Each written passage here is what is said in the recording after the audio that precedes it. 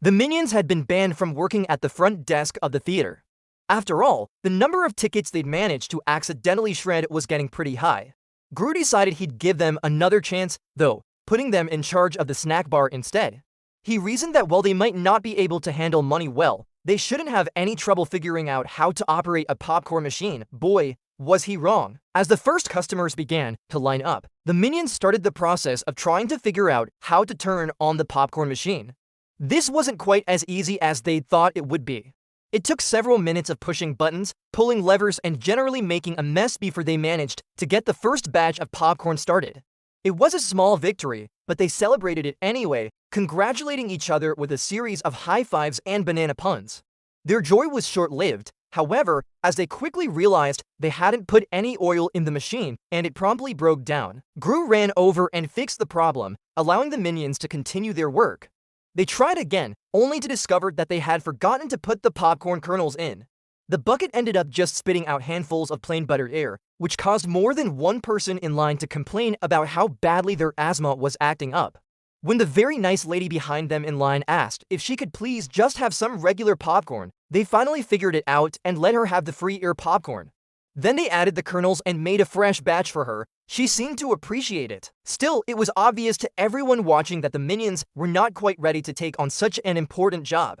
Gru tried to keep a close eye on them. He dealt with customers in the other lane, but there was only so much he could do. Things were going somewhat smoothly until a woman came up to the counter with a very demanding child who wanted some chicken nuggets. One minion excitedly ran off to grab the nuggets, while the other stood over the fryer trying to figure out how to turn it on. That's when Gru stepped in again to save the day, handing the minion a chicken nugget and saying, "There you go." The little girl looked at it with suspicion, then shoved it into her mouth and said, "Yuck, it's raw." She spit it back out onto the tray and demanded another one. This time, Gru decided that maybe being a minion for a day wouldn't be so bad after all. He grabbed the nugget and threw it into the fryer himself. Just as he was about to hand it to the little girl, though, another customer approached the counter. It was one of the ladies from earlier who'd received the free air popcorn. She told him she'd like to buy a couple boxes of Junior Mints, but noticed that the price seemed a little steep. She asked if there were any discounts or coupons available, to which Gru replied, "Nope, sorry." She wasn't happy about it, but paid for them anyway.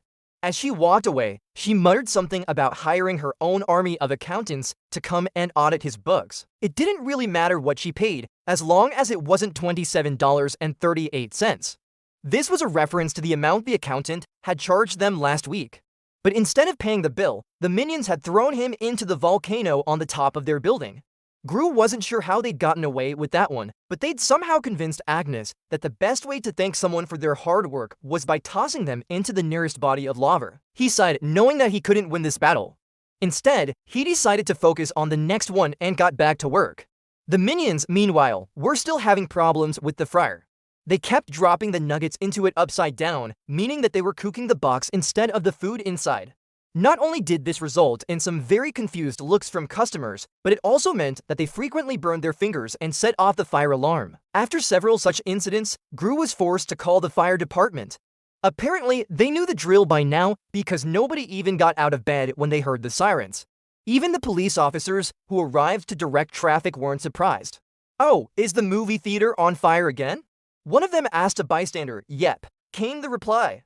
They tried to deep fry a box again. The officer sighed, shook his head, and got back to his donut. All this was really starting to wear on Gru's nerves.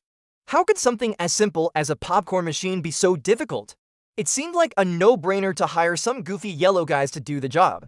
Yet somehow they'd managed to turn what should have been a fun task into a logistical nightmare. At this rate, they'd probably end up destroying the entire store before the night was over. He took a moment to calm down, then went back to the counter. Maybe he could salvage the situation yet.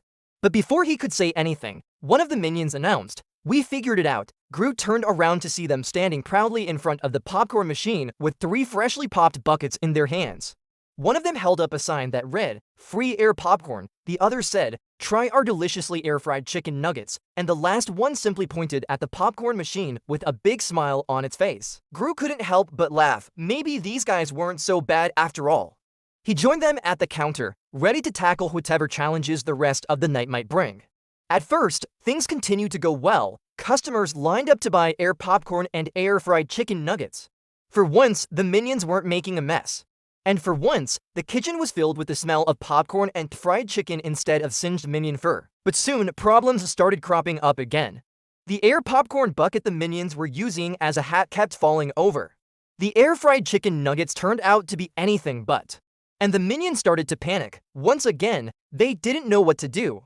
So they gathered together and started talking in their gibberish language. Gru listened intently. He didn't understand what they were saying, but he could tell from their tone that they were discussing how they needed to fix things. These guys might not be the sharpest tools in the shed, but they were certainly dedicated to doing a good job. And that was something he admired. He didn't need to hear any more before stepping in and offering his assistance. He helped them adjust the popcorn bucket, fix the air fryer so it actually cooked the nuggets, and gave them a few pointers on how to manage the line. The minions looked up at him with gratitude and said in unison, "Thank you." It was the first time they'd ever said anything other than gibberish, and it brought tears to Gru's eyes. Of course, the feeling didn't last long. One of the minions slipped on a spilled drink and sent a stack of napkins flying. Another one tried to refill the popcorn bucket, but accidentally knocked over the machine instead. And the third one started yelling at a customer who dared to ask for more salt. Gru rubbed his temples, wondering if maybe he should just give up. But then he remembered what those minions had said to him earlier. No matter how many times they failed, no matter how much chaos they caused, they were determined to do a good job. He smiled, realizing that maybe they weren't so bad after all. In fact, maybe they were exactly what this place needed. He leaned down and whispered in the lead minion's ear, "You know what? You guys are hired." The minion beamed at him, threw his arms up in the air and shouted, "Yes." The other minions cheered, then got back to work. From that moment on, things went perfectly. They stopped arguing with each other, they stopped panicking, and they even stopped setting off the fire alarm. Instead, they worked together as a team to serve customers, make popcorn and deep-fried chicken nuggets.